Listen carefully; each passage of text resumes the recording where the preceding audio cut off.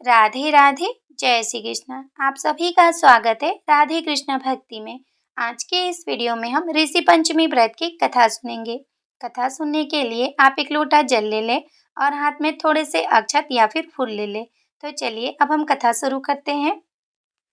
एक बार धर्मराज युधिष्ठिर ने भगवान श्री कृष्ण से कहा, हे जनार्दन, कृपा करके आप मुझे उस व्रत को विधि सहित बतलाइए जिसके करने से नारी जाति अनेक पापों से मुक्त होकर अनेक यज्ञों का पुण्य फल प्राप्त कर अंत में भगवान विष्णु तथा आदि देवताओं के साथ स्वर्गलोक में निवास करती है। मुझे इस कथा के बारे में विस्तार पूर्वक समझाइए।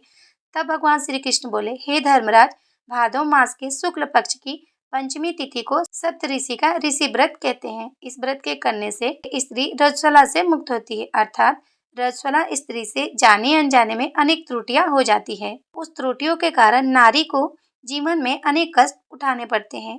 उन कष्टों के निवारण के लिए यह ऋषि व्रत किया जाता है।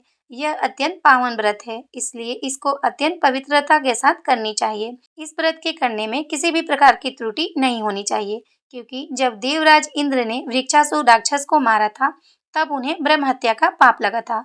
उस समय ब्रह्म हत्या के 4 भाग करके एक भाग स्त्री के रज में, दूसरा नदी में, तीसरा पर्वतों में, चौथा भाग अग्नि की प्रथम ज्वाला में विभक्त किया गया था। इससे हर वर्ण जाति की नारी को रजस्वला होने पर पहले दिन चंडालिनी, दूसरे दिन ब्रह्मघातिनी, तीसरे दिन धोबिन के समान दोषी माना जाता है। इससे उन दिनों में किसी भी वस्तु को छूना मना है। छूने से वह वस्तु अपवित्र होकर दूषित हो जाती है। इस ऋषि पंचमी व्रत के करने से वह दोष मुक्त होकर नारी मोक्ष को प्राप्त होती है तथा पवित्र हो जाती है। हे राजन, विदर्भ देश में एक संजित नामक अत्यंत प्रतापी, यशस्वी तथा न्यायप्रिय राजा रहता था। उसी राज्य में एक सुमित नाम का विद्वान ब्राह्मण था। उसकी पत्नी, जिसका नाम जयश्री था, ऋषि कार्य में अचानक रजस्वला धर्म को प्राप्त हो गई और वह समयानुसार भोजन आदि प्रति वस्तु को छूती रही। इस प्रकार समय पूरा होने पर दोनों ही पति पत्नी की मृत्यु हो गई। मरने के बाद पुनः जन्म में ब्राह्मणी को कुतिया का जन्म मिला तथा ब्राह्मण को बैल का जन्म मिला। अपने तप के प्रभाव से दोनों को अपने पूर्व जन्म की सारी बातों का स्मरण था। वह दोनों अपने ही पुत्र के घर में रहने लगे। एक दिन श्राद्ध पक्ष में ब्राह्मण पुत्र ने अपने पिता की श्राद्ध तिथि के दिन विधि पूर्वक ब्राह्मणों को भोजन कराने का निश्चय किया तथा पत्नी को अत्यंत स्वादिष्ट पकवान बनाने की आज्ञा दे दी। इधर ब्राह्मण पुत्र वधु ने विविध पकवान, खीर आदि भोजन बनाकर तैयार किए। दुर्भाग्य से उस खीर में एक सर्प ने विष उगल दिया। यह हाल ब्राह्मणी, जो कुतिया की योनि में थी, सब देख रही थी। उसने सोचा कि यदि ब्राह्मण यह भोजन करेंगे तो वह समाप्त हो जाएंगे। इससे मेरे पुत्र को ब्रह्म हत्या का भारी पाप लगेगा। इस प्रकार से सोचकर वह अपने पुत्र वधु की दृष्टि बचाकर उस कुतिया ने खीर को जूठा कर दिया। तब बहू ने कुतिया को किवाड़ में बंधकर इतना मारा कि उसकी कमर तोड़ दी। कुतिया ने अपने पूर्व पति बैल को जाकर जो भी दिन में उसके साथ बीती थी वह सारी बात बता दी। तब बैल बोला, हे प्रिय, क्या बात हुई? किस कारण लाठी मारकर तुम्हारी कमर तोड़ दी? वह सारी कथा मुझे विस्तार पूर्वक सुनाओ। तब कुतिया ने बैल को वह सारी बात बताया, किस प्रकार तथा किस कारण से उसकी पुत्र वधु ने लाठी मारकर उसकी कमर तोड़ दी थी। वह अपना संपूर्ण समाचार सुनाकर कहने लगी, स्वामी, हमें इस योनि से कैसे छुटकारा मिलेगा? हमको किस अकर्म के कारण यह सभी दुख भोगने पड़ रहे हैं? ब्राह्मण पुत्र वहीं छिपकर सब सुन रहा था। उन दोनों को उसके वहां होने का कुछ भी पता नहीं था। तब वह बैल बोला, हे प्रिय, तुम्हारे ही दूषित कर्म एवं पापों को भोगने हेतु आज मुझे बैल होना पड़ा। यह कहकर उसने अपने पूर्व जन्म की संपूर्ण कहानी सुना दी। जब वह रजस्वला के समय भोजन आदि सभी सामान छूती रहती थी, उसी पाप के कारण तुमको कुतिया तथा मुझको बैल की योनि प्राप्त हुई है, जिस पर अभी तुम्हारे स्वभाव में कोई भी परिवर्तन नहीं है, क्योंकि तुम्हारी कुतिया की योनि है। फिर कुत्ते का स्वभाव भी वैसा ही होता है। उसी स्वभाव के कारण ही तुम्हारे ऊपर इन सब बातों का कोई असर नहीं है। देखो, यह पूरा परिवार हमारा है, पिछले जन्म का ही परिवार है। यह मेरा पुत्र है, जिसने आज मुझे पूरे दिन मुंह बांधकर हल में चलाया है। घर पर इसकी पत्नी ने मेरे नाम का ही श्राद्ध किया है और मेरे ही नाम से ब्राह्मण को भोजन कराया है, जबकि प्रातः से मैं निरंतर हल में चल रहा हूँ। अभी तक मुझे खाने को चारे का एक तिनका भी नहीं दिया। यह सब तेरे उस दुष्कृतज्ञ का ही प्रभाव है।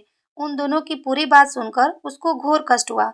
वहां से आकर उस बैल व कुतिया दोनों माता पिता को भोजन देकर वह अत्यंत दुखी होकर वन को चला गया। वह तलाश करते हुए एक ऋषि के आश्रम पर पहुंचा। वहां उसने कुछ समय बिताया।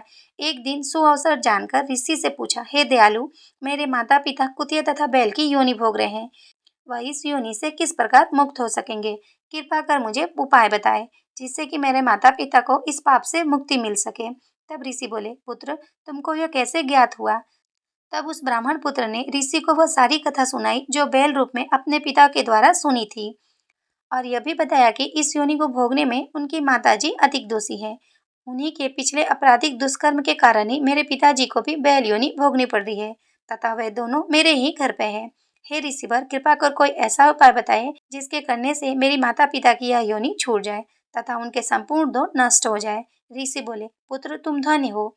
इस संसार में ऐसे पुत्र कम ही पाए जाते हैं जो अपने माता पिता के सुख चैन के बारे में सोच सके। उन्हें तो अपनी तथा अपनी पत्नी व संतान की चिंता रहती है।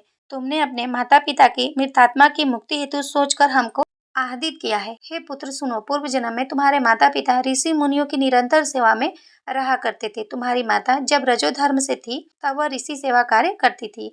उस समय उसके द्वारा छू जाने वाली हर वस्तु दूषित हो गई। इस प्रकार ऋषि पर भी भारी प्रभाव पड़ा।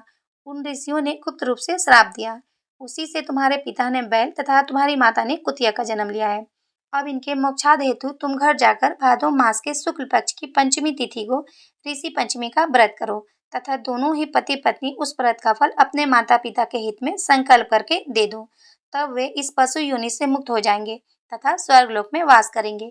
तब इस व्रत तथा पुण्य कार्य करने से तुम्हारे माता पिता के आशीर्वाद से तुम्हारे भी कृत होंगे, तुम्हारा कार्य भी निसफल न होगा। अतः तुम यह कार्य दोनों प्राणी मिलकर सदा पूर्वक तथा विधि विधान से करो। ऋषियों की बात को सुनकर ब्राह्मण पुत्र अपने घर आया तथा पत्नी को संपूर्ण समाचार बताया। पत्नी की सहमति से दोनों ने उस व्रत को किया। भादो मास की शुक्ल पक्ष की पंचमी तिथि को अत्यंत श्रद्धा पूर्वक से तथा विधि विधान से पंडित जी को बुलाकर उस व्रत का फल संकल्प कर अपने माता पिता के लिए किया, जिसके प्रभाव से वह दोनों ही अपनी पशु योनि से मुक्त होकर तथा विमान द्वारा देवलोक को प्रस्थान कर गए। हे राजन, जो नारी इस व्रत को संपूर्ण विधि के साथ अत्यधिक श्रद्धा भाव से पालन करती है तथा सब ऋषियों का पूजन आदर सहित करती है, वह भयंकर रजस्वला दोष से मुक्त होकर धन्य धान्य तथा पुत्र पौत्राद आदि का सुख भोगती है, सौभाग्यवती होकर अमर पद को प्राप्त होती है। इसलिए इस व्रत के करने से नारी जाति का समस्त पापों से उद्धार हो जाता है। विशेषकर नारी के उपयोग का ही यह व्रत है। पितृ आत्मा तुष्टि हेतु दंपति भी कर सकते हैं। जो फल अनेक तीर्थों के करने से प्राप्त होता है, वही फल एक बार इस व्रत के करने से प्राप्त होता है। हे युधिष्ठिर, इस व्रत की कथा का फल महान होता है। अब आपने जो हाथ में अक्षत या फिर फूल लिया है उसे लोटे में डाल दे और थोड़े से सप्तऋषि के पास अर्पित कर दे। राधे राधे। जय श्री कृष्णा।